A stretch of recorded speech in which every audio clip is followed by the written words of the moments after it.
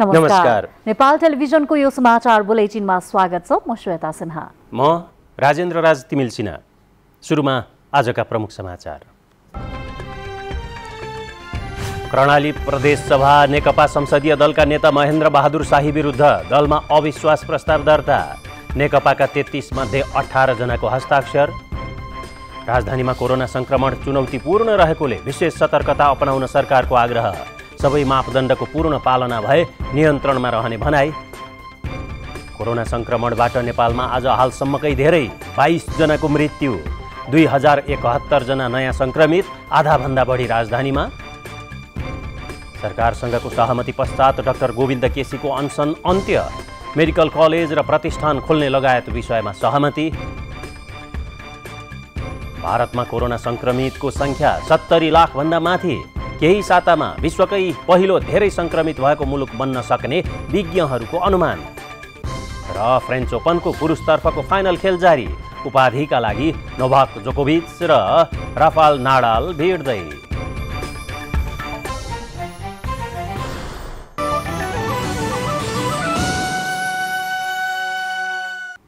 कर्णाली प्रदेश नेकपा संसदीय दलका नेता महेन्द्र बहादुर शाही विरुद्ध दलका 18 जना सांसदले अविश्वासको प्रस्ताव दर्ता गराएका छन्। शाही प्रदेशका मुख्यमन्त्री हुनुहुन्छ। प्रदेश नेकपा संसदीय दलका प्रमुख सचेतक गुलाबजङ शाहलाई बुझाइएको अविश्वासको प्रस्तावमा नेता महेन्द्र बहादुर शाहीले प्रभावकारी भूमिका निर्वाह गर्न नसकेको उल्लेख छ।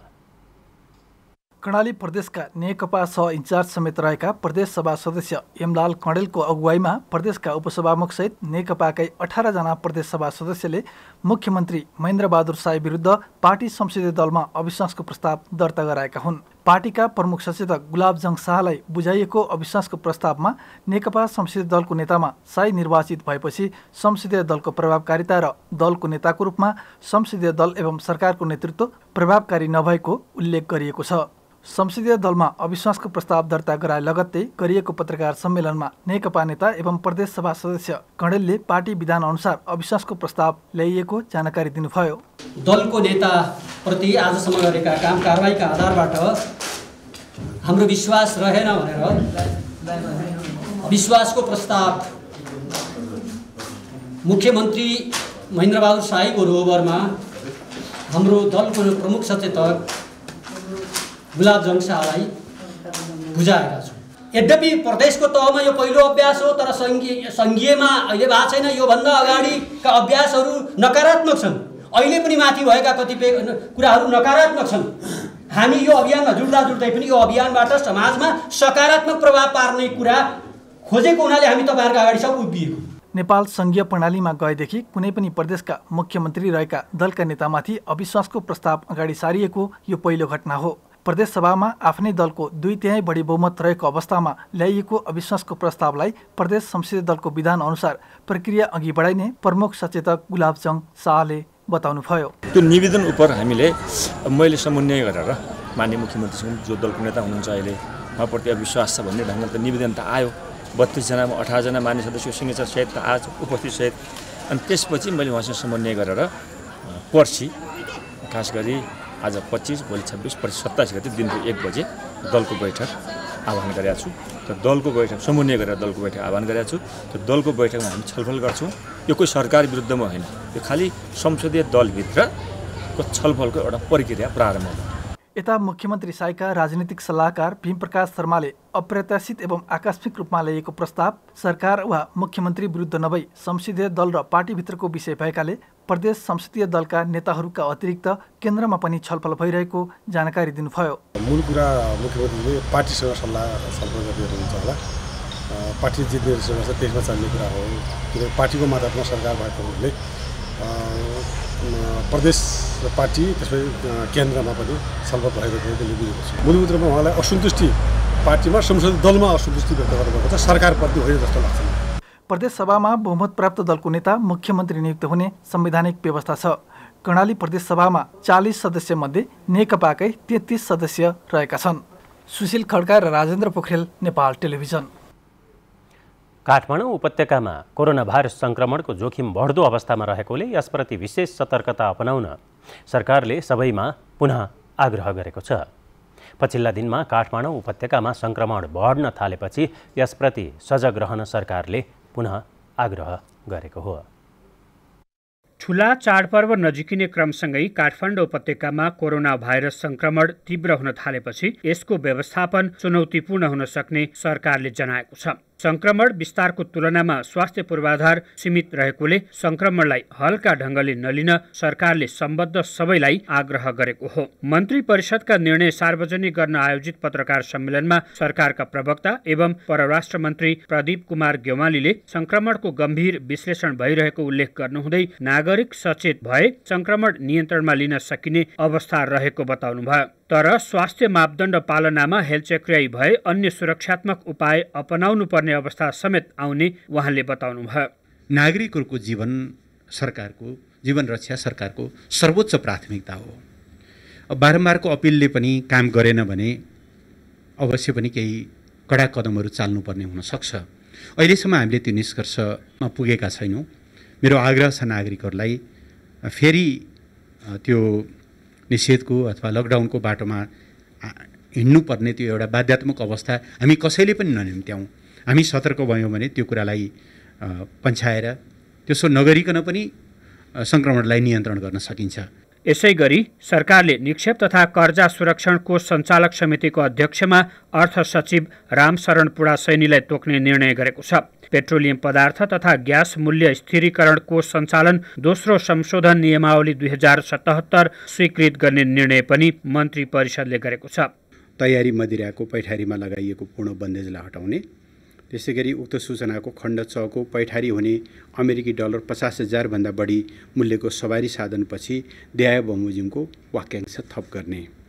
तर विदेशी कूटनीतिक नियोगहरू, कूटनीतिक सुविधा प्राप्त अन्तर्राष्ट्रिय सङ्घ संस्था एवं त्यहाँ कार्यरत कूटनीतिक सुविधा प्राप्त विदेशी कर्मचारीले निजी प्रयोगका लागि ल्याउने 50,000 अमेरिकी डलर भन्दा बढी मूल्यको सवारी साधन आयात गर्न बाधा पर्ने छैन। फौजदारी कसुर सजाय निर्धारण तथा कार्यान्वयन ऐन 2074 को प्रारम्भ हुन बाँकी दफाहरू राजपत्रमा प्रकाशित भएको मितिबाट प्रारम्भ हुने गरी तोक्ने निर्णय पनि सरकारले गरेको छ। यस्तै राजस्व अनुसन्धान विभागमा सशस्त्र प्रहरी बलको विद्यमान जनशक्तिबाट सशस्त्र प्रहरी नायब उपरीक्षकको नेतृत्वमा 50 जना र अन्य 4 कार्यालयमा सशस्त्र प्रहरी निरीक्षकको नेतृत्वमा 25 जनाको टोली खटाउने निर्णय गरेको प्रवक्ता गेवालीले जानकारी दिनुभयो। क्यामेरामा राम थापा, कुमार शर्मा र देवी सापकोटा, नेपाल टेलिभिजन, काठमाडौँ। नेपालमा दिन प्रतिदिन कोरोना संक्रमितको संख्या बढ्दैछ। 24 घण्टामा हालसम्मकै धेरै जनाको मृत्यु भएको छ। यसैगरी संक्रमितहरूको संख्या पनि बढी नै रहेको छ। खास गरी सहर बजार घनाबस्ती भएका ठाउँहरू तथा भिडभाड हुने ठाउँहरूमा संक्रमितको संख्या बढेको छ। त्यस्तै स्वास्थ्य मापदण्ड अपनाउन स्वास्थ्य मन्त्रालयले सबैमा आग्रह गरेको छ। कोरोना संक्रमणबाट नेपालमा हालसम्मकै धेरै 22 जनाको मृत्यु भएको तथ्याङ्क सार्वजनिक गरिएको छ। 22 जना थपिँदा कोभिड-19 बाट मृत्यु भएकाहरूको संख्या 636 पुगेको स्वास्थ्य मन्त्रालयले जनाएको छ। गत 24 घण्टामा 12,427 जनाको पीसीआर परीक्षण गर्दा 2,071 जनामा कोरोना संक्रमण फेला परेको पनि मन्त्रालयले जनाएको छ। फेला परेका संक्रमित मध्ये काठमाडौँमा 1,145, ललितपुरमा 161 र भक्तपुरमा 110 जना संक्रमित थपिएका छन्। कोरोनाबाट काठमाडौँ उपत्यका सबैभन्दा बढी प्रभावित भएको छ। 24 घण्टामा काठमाडौँ उपत्यकामा 5 जनाको मृत्यु भएको छ। अहिले 31,335 जना सक्रिय संक्रमित छन्। यी मध्ये सबैभन्दा बढी बागमती प्रदेशमा 20,829 जना, त्यसपछि प्रदेश नम्बर 1 मा 3,486 जना र लुम्बिनी प्रदेशमा 3,016 जना सक्रिय संक्रमित छन्। मनाङ र मुस्ताङमा भने कुनै पनि संक्रमित छैनन्। त्यस्तै 4,613 जना क्वारेन्टिनमा छन्। 329 जना आइसियुमा र 76 जना भेन्टिलेटरमा उपचाररत छन्। बितेको 24 घण्टामा 1,552 जना संक्रमण मुक्त भएका छन्। आज देशभरि जम्मा सक्रिय संक्रमितहरूको संख्या 31,315। नेपालमा आजको पीसीआर जम्मा 12,427 गरी जम्मा 11,76,984 परीक्षण भएको छ। गत 24 घण्टामा नयाँ संक्रमितको संख्या 2071 रहेको छ। खास गरी सहर बजार घना बस्ती भएका ठाउँहरू तथा भिडभाड हुने ठाउँहरूमा संक्रमितको संख्या बढेको पछिल्लो तथ्याङ्कले देखाएको छ। नेपालमा अब मौसम पनि परिवर्तन हुँदैछ। यो अवस्थामा रुगाखोकी तथा ज्वरो जस्ता स्वास्थ्य समस्याहरू आउन सक्छन्। रुगाखोकी लागेकालाई कोरोना भएमा जोखिम बढ्ने हुँदा सावधानी अपनाउन स्वास्थ्य मन्त्रालयले सबैमा अनुरोध गरेको छ। अस्पतालहरूमा भेन्टिलेटर आइसियूको अभाव भएकाले अस्पतालहरूलाई आकस्मिक शल्यक्रिया मात्रै सावधानीपूर्वक गर्न स्वास्थ्य मन्त्रालयले आग्रह गरेको छ।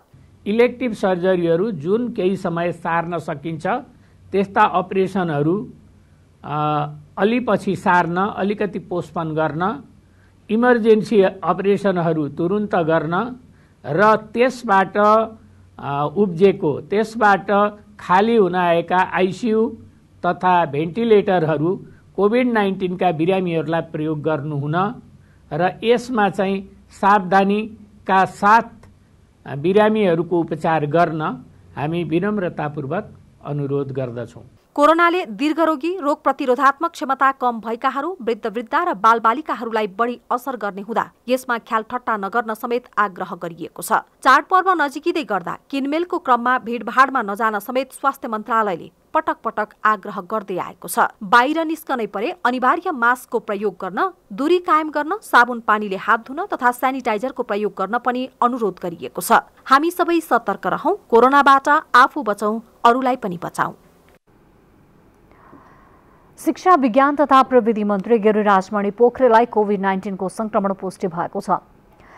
शनिबार राति ज्वरो आएपछि उपचारका लागि पाटन अस्पताल जानुभएका मन्त्री पोखरेलको पीसीआर परीक्षण गर्दा आज रिपोर्ट पोजिटिभ देखिएको हो। मन्त्री पोखरेलको स्वास्थ्य अवस्था सामान्य रहेको उहाँका स्वकीय सचिव पूरण केसीले जानकारी दिनुभएको छ। हिजो संस्कृति, पर्यटन तथा नागरिक उड्डयन मन्त्री योगेश कुमार भट्टराईलाई पनि कोभिड-19 को संक्रमण पुष्टि भएको थियो।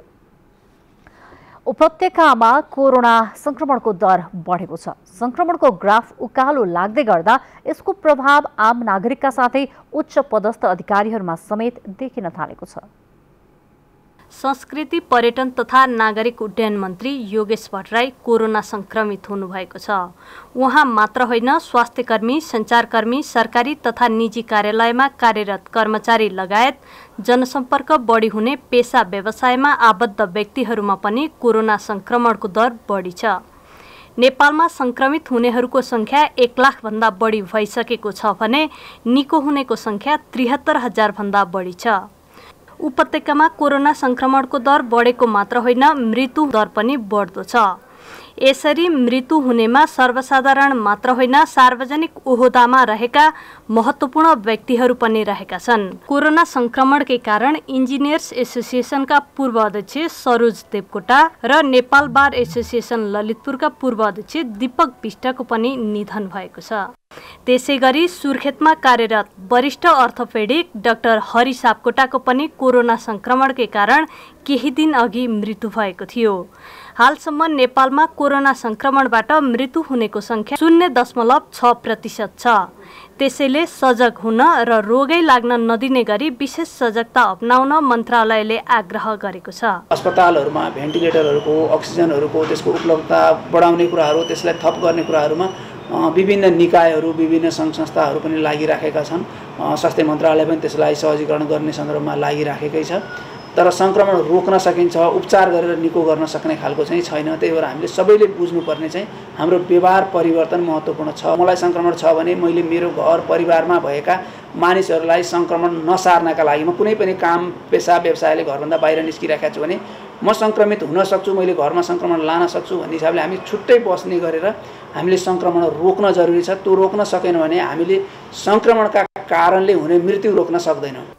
नेपालमा संक्रमित मध्ये निको हुने दर 70.3% छ भने विश्वमा 75.3% संक्रमितलाई निको भएको देखिन्छ। संक्रमण भइसकेपछि जुनसुकै उमेरका जोसुकैको पनि मृत्यु हुन सक्ने भएकोले सावधानी र सतर्कता नै सबैभन्दा ठूलो उपाय भएको विज्ञहरूले बताएका छन्। क्यामेरामा शिव पङ्गेनीका साथ सलोजा दाहाल, काठमाडौँ। चिकित्सा शिक्षा पद्धति सुधार गर्न माग राख्दै अनसनरत डाक्टर गोविन्द केसीले 28औं दिनमा आज अनसन तोड्नु भएको छ। सरकारले डाक्टर केसीको माग सम्बोधन गर्दै 8 बुँदे सहमति गरेपछि उहाँले आज बिहान अनसन अन्त्य गर्नुभएको हो। हिजो मध्यराती सरकारी वार्ता टोलीसँगको वार्तामा सहमति भएसँगै डाक्टर केसीले 19औं पटकको अनसन अन्त्य गर्नुभएको हो।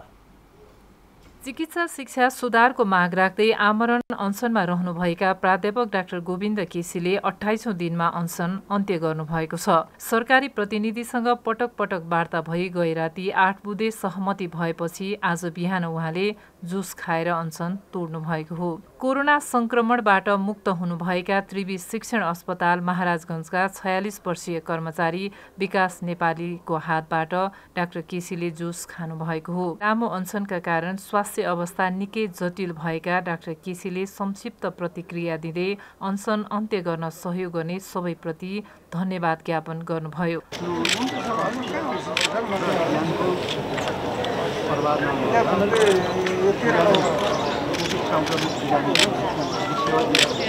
डाक्टर केसीसँग भएका 8 बुँदे सम्झौता पत्रमा सरकारी मेडिकल कलेज र स्वास्थ्य विज्ञान प्रतिष्ठान स्थापना सम्बन्धी 7 वटा बुँदाहरू समावेश छन्, जसमा कर्णाली स्वास्थ्य विज्ञान प्रतिष्ठान जुम्लामा आगामी शैक्षिक सत्रदेखि एमबीबीएस लगायतका शैक्षिक कार्यक्रम सुरु गर्ने कुरा उल्लेख छ। सरकारी अस्पतालको क्षमता विस्तार तथा कोभिड-19 रोकथाम र व्यवस्थापन अछामको बैलपाटामा निशुल्क स्वास्थ्य सेवा प्रवाह गर्न बजेटको व्यवस्था गर्ने कुरा पनि सहमतिमा उल्लेख छ। यसैगरी विश्वविद्यालय तथा प्रतिष्ठानमा पदाधिकारी नियुक्तिका लागि पदाधिकारी नियुक्ति निर्धारण समिति गठन गर्ने। यस पटकका समझदारी व्यावहारिक प्रकारका भएकाले कार्यान्वयन हुनेमा आशावादी रहेको डाक्टर केसीका वार्ता टोली संयोजक डाक्टर जीवन छेत्रीले जानकारी दिनुभयो।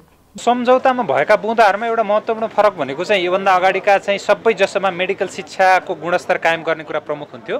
यसपालि चाहिँ स्वास्थ्य सेवालाई चाहिँ दूरदराजसम्म पुर्याउने, त्यसलाई विकेन्द्रीकरण गर्ने र दूरदराजका जनतालाई चाहिँ खास गरी विशेषज्ञ तहको सेवा पुर्याउने र त्यहाँका जेएनदार विद्यार्थीहरूलाई चाहिँ यो चिकित्सक र स्वास्थ्यकर्मी बनाउने कुरा प्रमुख छ।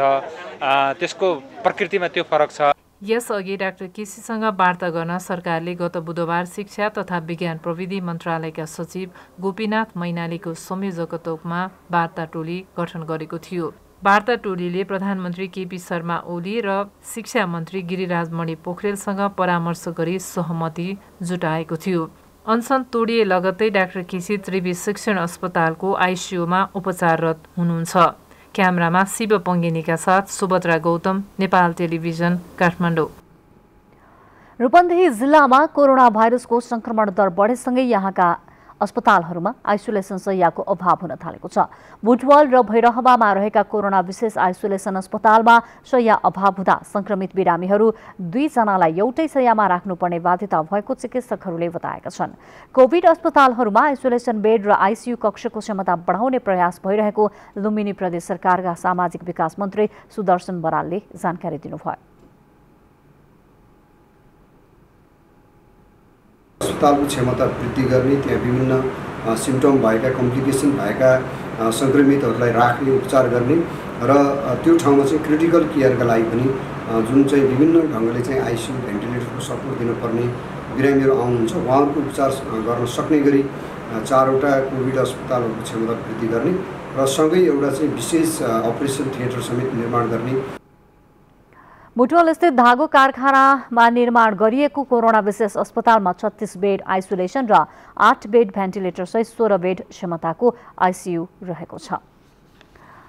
कोरोना भाइरसको जोखिम कम गर्न मास्कको सही प्रयोग अनिवार्य छ।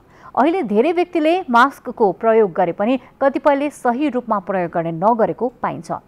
मास्कको सही प्रयोग गर्दा कोरोना संक्रमणबाट कसरी बच्न सकिन्छ भन्ने बारेमा आजको कोरोना केयर।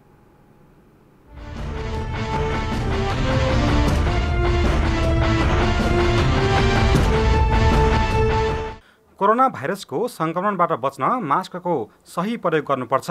हुन त अहिले नेपालमा मास्क प्रयोग गर्नेहरूको संख्या बढेको छ। जोसुकै व्यक्तिले पनि मास्क लगाएर हिँडेको देखिन्छ, तर अझै धेरै व्यक्तिले मास्कको सही प्रयोग गरेको पाइँदैन। कोरोना भाइरसको संक्रमणबाट बच्न मास्कको प्रयोग गरेर मात्र नहुने र त्यसको उचित प्रयोग गर्नुपर्ने सुझाव विज्ञहरूको छ। त्यसो भए मास्कको सही प्रयोग कसरी गर्ने त? मास्क चाहिँ तपाईले अब हामीले चाहिँ यो उसको मास्कको कुरा गर्छौँ हामीले चाहिँ। अब यो सर्जिकल मास्क हो, यो मैले अहिले देखाएको चाहिँ यो चाहिँ सर्जिकल मास्क हो। यो सर्जिकल मास्क भन्छ यसलाई है। यो सर्जिकल मास्कमा अब यहाँबाट यो माथिल्लोपट्टि चाहिँ रड राखेको छ, तलपट्टि केही छैन। यो रड यस्तै नाकको ठिक्कै यो नाकको डाँडी माथि पर्नुपर्छ, यो नाकको डाँडी माथि पर्नुपर्छ र यसरी चाहिँ यो टक्क यो खिचेर यो चाहिँ मास्क लगाउनु पर्ने हुन्छ।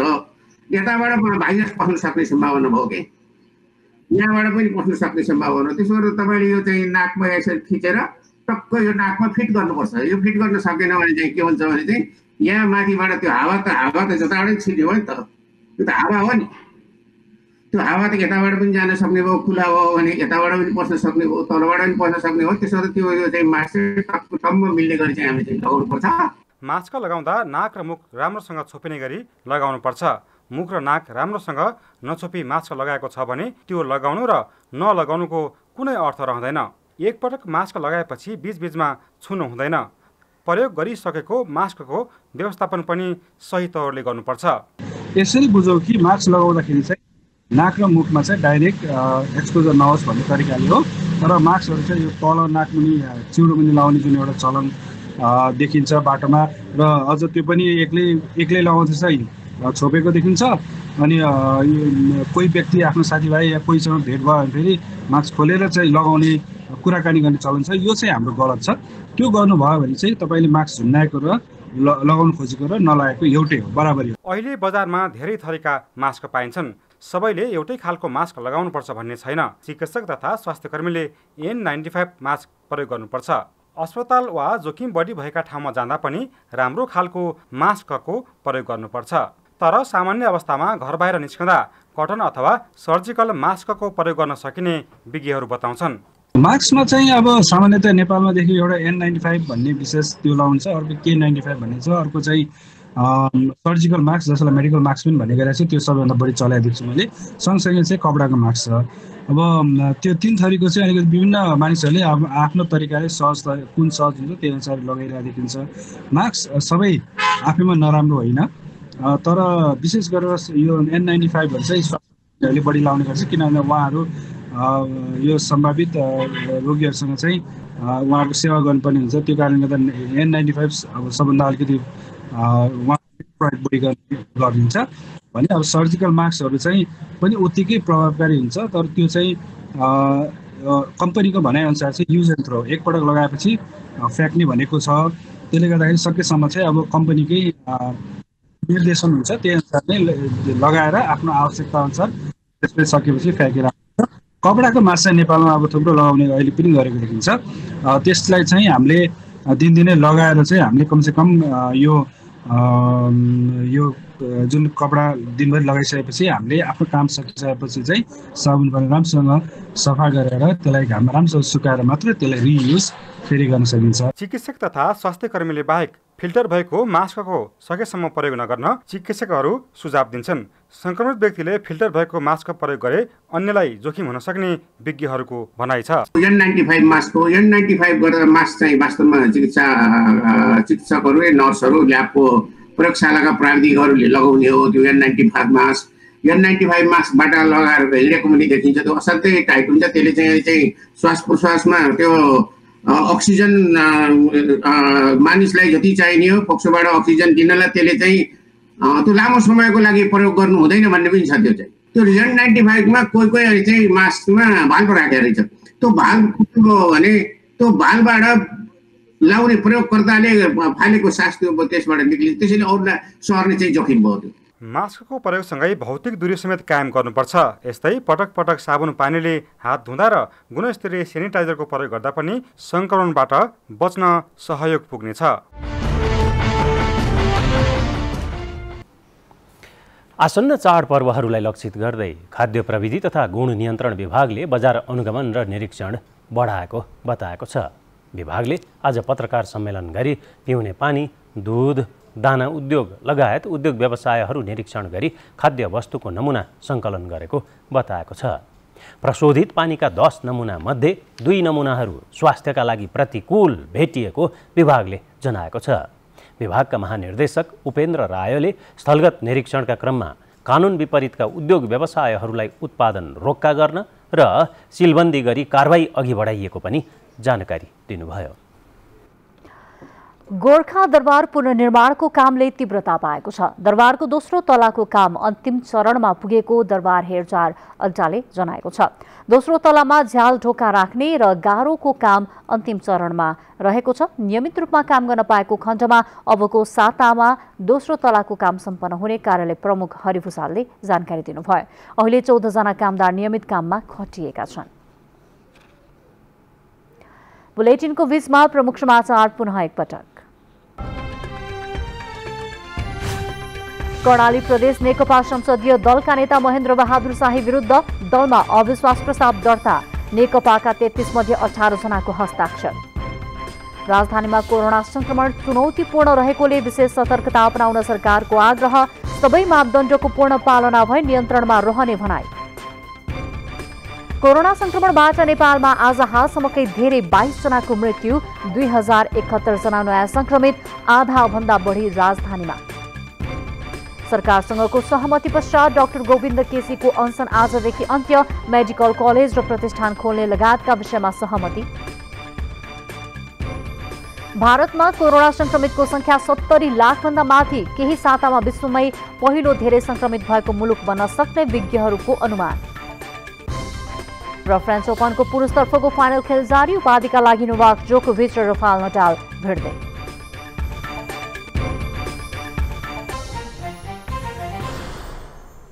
रेडियो प्रसार सेवा विकास समिति रेडियो नेपालको सञ्चालक सदस्यमा टीका भण्डारी नियुक्त हुनुभएको छ।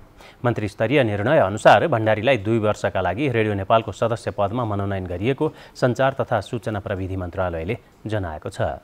गायक एवं सङ्गीतकार भण्डारी रेडियो नेपालमा कार्यक्रम महाशाखा प्रमुखका रूपमा कार्यरत हुनुहुन्छ। अब आर्थिक समाचार।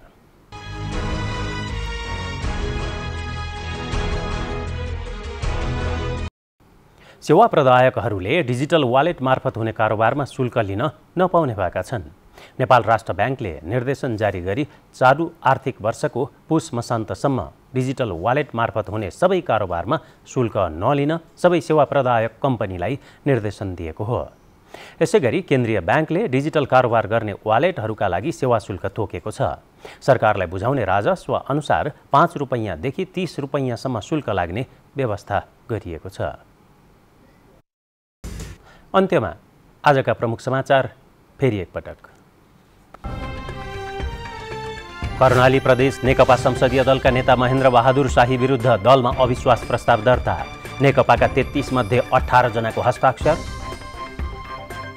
राजधानीमा कोरोना संक्रमण चुनौतीपूर्ण रहेकोले विशेष सतर्कता अपनाउन सरकारको आग्रह। सबै मापदण्डको पूर्ण पालना भए नियन्त्रणमा रहने भनाई। कोरोना संक्रमणबाट नेपालमा आज हालसम्मकै धेरै 22 जनाको मृत्यु। 2071 जना नयाँ संक्रमित, आधाभन्दा बढी राजधानीमा। सरकारसँगको सहमति पश्चात डाक्टर गोविन्द केसीको अनसन अन्त्य। मेडिकल कलेज र प्रतिष्ठान खोल्ने लगायत विषयमा सहमति।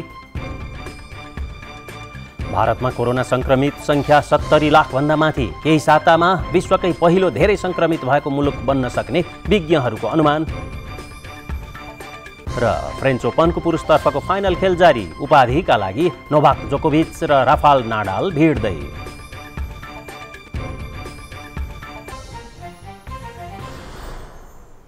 समाचारको सिलसिला यति नै।